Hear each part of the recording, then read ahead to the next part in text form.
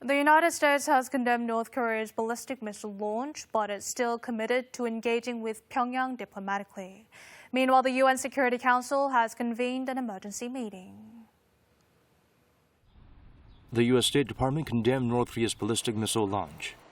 It said the move is in violation of UNSC resolution and a threat to the North's neighbors and other nations.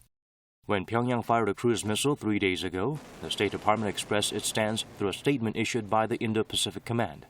But this time, it released its own statement because the regime has violated the UNSC resolution. However, Washington maintains its diplomatic approach on Pyongyang. We are, in the midst of this, committed to a diplomatic approach to the DPRK, and we call on the DPRK to engage in a meaningful and substantive dialogue with us. The White House reiterated the Indo-Pacific Command's statement that the North's missile firing does not pose an immediate threat. But it called Pyongyang's weapons program illicit and destabilizing. This event does not pose an immediate threat to U.S. personnel or territory or to our allies. The missile launch highlights the destabilizing impact of the DPRK's illicit weapons program. The UN called the situation concerning, but stressed diplomatic engagement. Concerned by the latest developments that we've seen.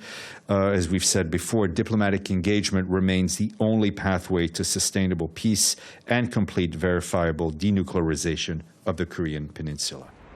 The UNSC convened a closed-door emergency meeting to discuss the situation on the Korean Peninsula. The international community is trying to figure out ways to deal with Pyongyang's ever-escalating provocations.